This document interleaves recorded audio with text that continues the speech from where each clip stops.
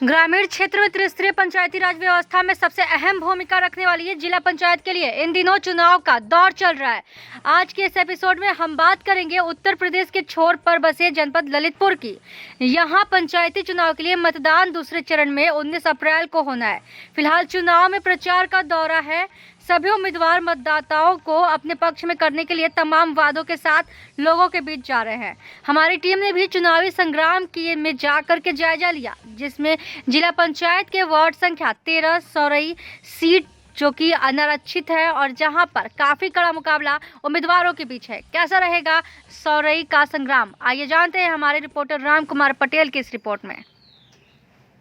उनसे भी हम जानना चाहते हैं कि आप एक योग्य और युवा हैं और अपने गांव के विकास के बारे में अच्छा बुरा सब जानते हैं, तो आप भी कुछ हमारे दर्शकों के साथ शेयर कीजिए, बताइए कि आपको अभी जो पिछले प्रत्याशी थे उनसे क्या उम्मीदें आपकी रही हैं, क्या कितने वादों में वो सफल हुए हैं, कितने वादे उन्होंने तोड़े और नए प्रत्याशियों से क्या उम्मीद रखते हैं।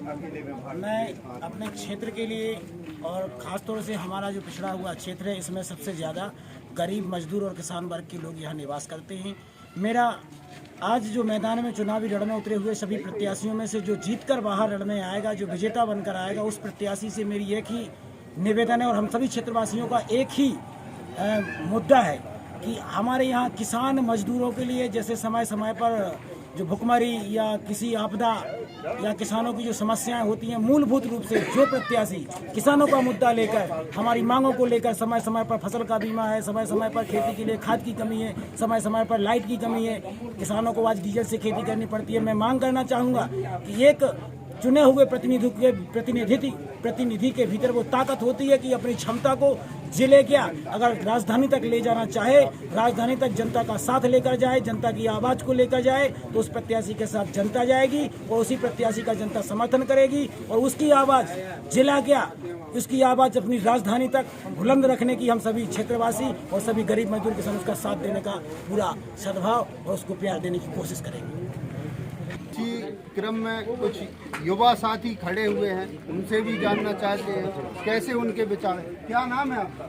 हमारा नाम सुमरत सिंह लोधिया हम ग्राम कायडोरन से है। हमारे कहने का मतलब ये है, अभी तक जितने भी प्रत्याशी आए हैं इस क्षेत्र से दारू मुर्गा पे चुनाव लड़ रहे हैं। हम ना दारू पे वोट देंगे ना मुर्गा पे। जो व्यक्ति शाम को दारू बांटते हैं वो पी के घर जाते हैं तो पत्नी बाल बच्चों को पीटते हैं, वो बच्चे बाहर रात में बाहर बैठते हैं। क्या चुनाव दारू मुर्गा से जीता जाएगा? सवाल हमारा होगा कांग्रेस पार्टी के अधिकृत प्रत्याशी जिनेंद्र जैन और रानू जैन से हमारे बीच हैं, आइए हम उनसे जानते हैं। जैन साहब, आप स्थानीय हैं इस गांव के और हमें दिख रहा है काफ़ी बड़ा गांव है। इस गांव में आपको अपने ही मन से बताइए, आपको कितना विकास दिख रहा है?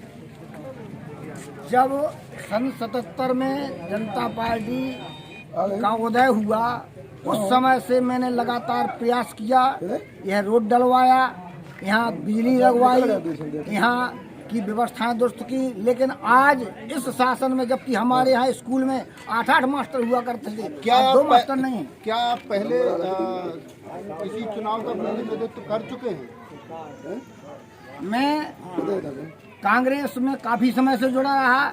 जनता पार्टी की भी नीतियाँ बहुत अच्छी हैं, इससे मुझे कोई लेना देना नहीं कौन पार्टी क्या कर रही है, कौन पार्टी नहीं कर रही है। मैं चाहता हूं कि स्थानीय मुद्दों को लेकर चुनाव लड़ा जाए। हमारे यहाँ स्कूल नहीं है, हमारे यहाँ अस्पताल नहीं है, हमारे यहाँ बैंक नहीं है, हमारे यहाँ कुछ है ही नहीं और कहते कहते परेशान है। कम से कम 77 से मेरे 2000 एप्लीकेशन ले चुका होगा, लेकिन आज तक किसी का कान पे जू नहीं रहेगा। इसलिए मैंने मन बनाया है कि यहाँ का प्रतिनिधित्व करके मैं आगे लड़के और अपने यहाँ पूरे काम कराऊंगा। स्कूल, अस्पताल, बैंक, पुलिस चौकी और बस। नरेंद्र सिंह राजा जिनके प्रतिनिधि हमारे बीच हैं, नीरज राजा, वो भी काफ़ी लोकप्रिय रहे हैं युवाओं के बीच में, उनका भी अच्छा खासा व्यवहार रहा है, वो भी हमारे बीच आज मौजूद हैं। उनसे जानना चाहते हैं आपके विकास के मुद्दे। राजा साहब, जिस हिसाब से आपको जनता जानती है, पहचानती है, तो आपने जनता के लिए और ग्रामीण विकासों के लिए क्या कुछ सोच रखा है? हम हर संभव प्रयास करेंगे हर विकास कार्य कराने का। जो भी विकास कार्य आएंगे हम पहले जनता के बीच में रखेंगे और उनका जनता के सहयोग से हर काम कराएंगे, कुछ भी हो।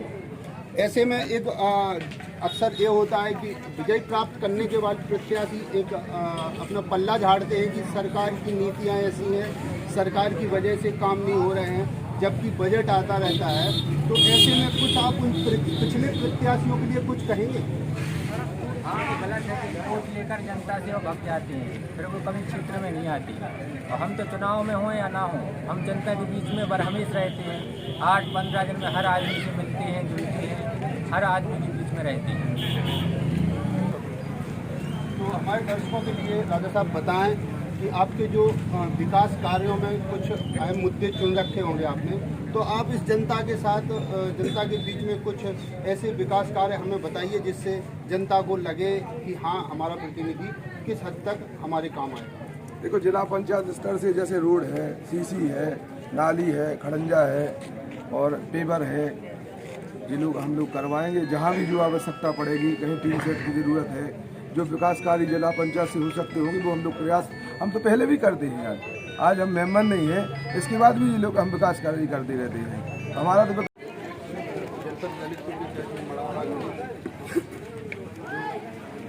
जिला पंचायत सदस्य वार्ड क्रमांक 13 सीधे सोरई, उसी के एक गांव में आए, कारीटोरन गांव है।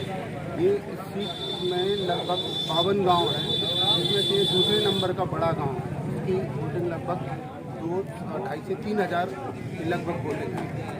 ऐसे बड़े गांव में हम देख रहे हैं यहाँ पर सफाई व्यवस्था या विकास को लेके जो सरकारों के वादे होते हैं वो तो कुछ भी सामने हमें प्रत्यक्ष रूप से नहीं दिख रहे हैं। लेकिन ऐसे में जनता एक प्रधान से, एक वार्ड मेंबर से भी आशा रखती है कि कुछ हमारा विकास हो, हमारे गांव का विकास हो। तो ऐसे में वो चुनते हैं अपने प्रत्याशी को। ऐसे में ये प्रत्याशी होते हैं जिला पंचायत सदस्य, जो एक अहम भूमिका रखते हैं विकास कार्यों के लिए। इनके लिए सरकार की तरफ से अच्छा खासा बजट भी दिया जाता है। और इस जो सीट है जो सोरई, इसमें लगभग कितने प्रत्याशी हैं यहाँ से? 85 हैं। तो काफ़ी ज़ोरदार मुकाबला होगा इस सीट पे चुनाव का। तो इसी बीच हमारे पास उन 25 में से 3 दिग्गज प्रत्याशी हमारे साथ हैं, जिनसे हम कुछ जानकारी हासिल करेंगे कि आप जो मुद्दे लेकर आए हैं, चुनाव प्रचार में घूम रहे हैं और अपने जो आपके कुछ प्रतिनिधि भी हैं, आप स्वयं भी हैं, तो उनसे हम कुछ जानकारी हासिल करेंगे। इसी बीच हमारे साथ एक वीर सिंह बुंदेला जी, रजौ राजा, काफ़ी नामी हस्ती माने जाते हैं। और दूसरे हैं बड़े राजा, नाम क्या है? सिंह बुंदेला बड़े राजा विधवा वाले, वो भी एक राजनीति के महायोद्धा कहे जाते हैं। और तीसरे हमारे जैन साहब हैं, स्थानीय हैं कारीटोरन से, और साथ ही साथ एक बड़ी पार्टी का के अधिकृत प्रत्याशी हैं, ये कांग्रेस पार्टी से इन्हें टिकट मिला हुआ है।